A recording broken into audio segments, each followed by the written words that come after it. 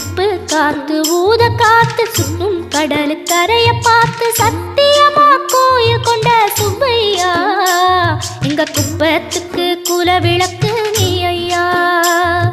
திருச்செந்தூர் ஆண்டவனே வேல் முருகா தினமுனக்கு நன்றி சொல்வோம் மால் மருகா. திருவடியில் தவமிருப்போம் திருமுருகா தீர்ப்பெழுது நலமெனவே வடிவழகா.